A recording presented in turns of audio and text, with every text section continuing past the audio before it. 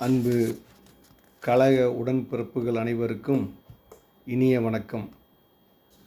2026ஆம் ஆண்டு சூன் திங்கள் 3ஆம் நாள் தலைவர் கலைஞர் அவர்களின் பிறந்த நாளை உலகெங்கும் சிறப்பாக கொண்டாடுகிறோம். அந்த வகையில் தலைவர் கலைஞர் அவர்கள் வரலாற்றையும் இலக்கிய வடிவில் தொகுத்து வழங்கியிருக்கிறார். அந்த வகையிலே அவர் எழுதியுள்ள ஒரு நூலில் காலப்பேழையும் கவிதை சாவியும் என்ற உரையை எழுதியிருக்கிறார். அதை நான் வாசித்து காட்டுகிறேன். காலப்பேழையும் கவிதை சாவியும். பொது உலகம் வெளி வெளி வெளி, யாரும் பார்க்காமல் பார்க்க முடியாமல் பார்த்திட யாரும் இல்லாமல் பரவி கிடக்கும் வெளி. ஒளி வந்தது முதலில் எந்த திசையில் தெரியாது, தெரியவே தெரியாது.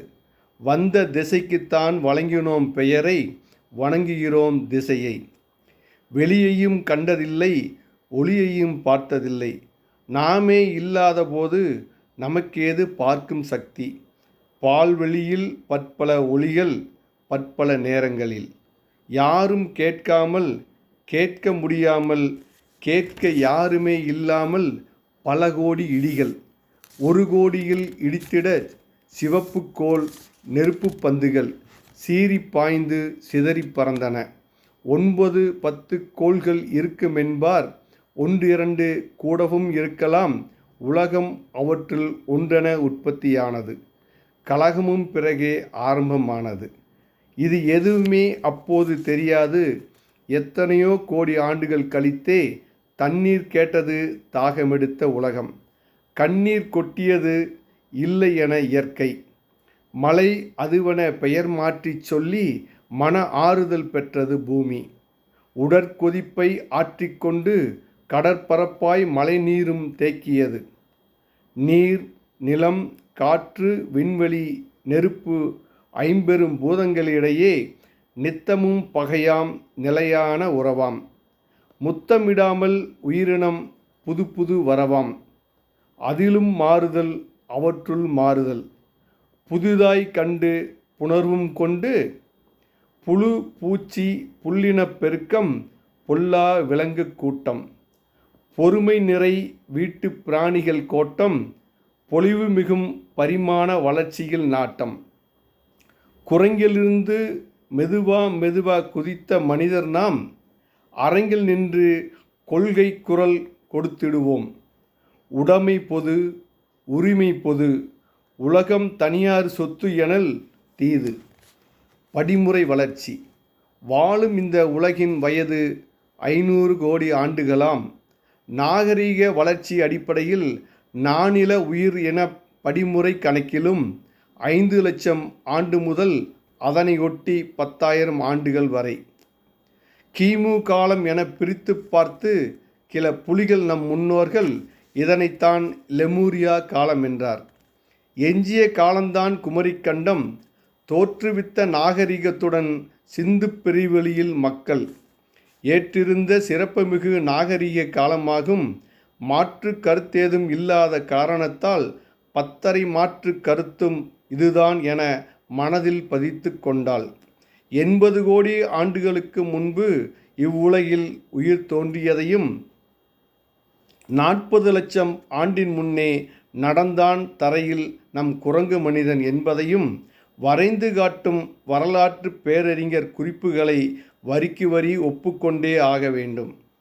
5 லட்சம் ஆண்டின் முன்னே அவதரித்த காலமே முதற்காலம். 50,000 ஆண்டுகளுக்கு முன்பே அழகிய குமரி கண்ட நாகரீகம். அதுதான் குமரி கண்ட நாகரீகம். அரும்பியது அங்கே. எனினும் 5000 ஆண்டுகளுக்கு முன்பு வரை அது சிரித்து செழித்திருந்தது சிந்து வெளியில்.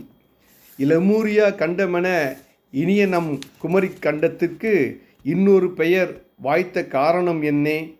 இரவில் இறைதேடக் கிளம்பும் லெமூர் குரங்கினம். இக்கண்டத்தில் எங்கும் நிறைந்திருந்த காட்சி கண்டு இரவில் தெரியும் பேய் என்பதற்கு லத்தீன் மொழியில் லெமூர் என்று பெயர் இருந்ததாலே இப்பெயராலே கிளேட்டர் என்பவர் கிண்டலாய் அழைத்தார். ஒருவேளை உருமாறி சீரழியும் அளவுக்கு பெருங்குமரிக் கண்டத்தை பேயாட்டம் நடத்தி குறுக்கி நிலம்புடை பெயர்த்ததாலே நீலியே இனி உனக்கு லெமூரியா எனும் பெயரே ஏக பொருத்தமென இட்டனரோ வரலாற்று பேராசிரியர் பெருமக்கள் எனவோர் ஐயப்பாடும் எனக்கு உண்டு என்பேன்.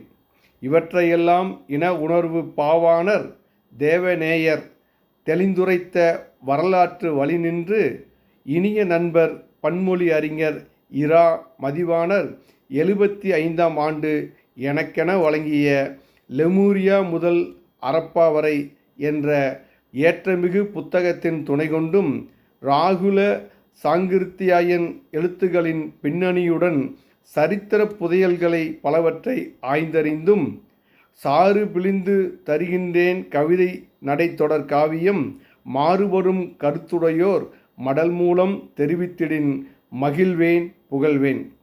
மாற்றம் எதுவும் மறுநாள் விடிந்ததும் வந்திடவில்லை மாந்த குரங்கினம் எழுந்து நிற்கவே மாமாங்க காலம் 1-2 பல கோடி வரவேண்டியிருந்தது.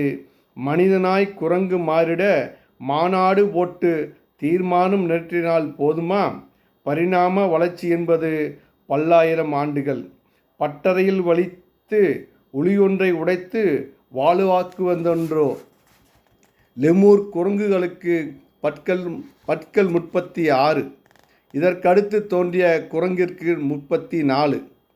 மணிக்கணக்கில் மாறிவிட்ட பல் எண்ணிக்கையல்ல, அந்த எண்ணிக்கை மாற்றத்திற்கே இடையில் எத்தனையோ 100 ஆண்டு. கற்கால மனிதர்க்கு பற்கள் 32 முளைத்துள்ளதும் பிற்காலத்தில் 28 தான் என மாறிடும் என்கிறார். வாளூண்டு நின்ற வானர பிராணி காலூண்டி நிற்பதற்கும் நடப்பதற்கும் ஒலிம்பிக் தடகளத்தில் ஓடுகின்ற மனித பிராணி ஆவதற்கும் இடையில் ஓடியது எத்தனை ஆயிரம் நூற்றாண்டு. இதற்கு பெயர்தானே படிமுறை வளர்ச்சி என்றும் பரிணாம வளர்ச்சி என்றும் பகிர்ந்திடுவார். இவ்வாறு அந்த நூலிலே தலைவர் கலைஞர் எழுதியுள்ளார்கள். நன்றி, வணக்கம்.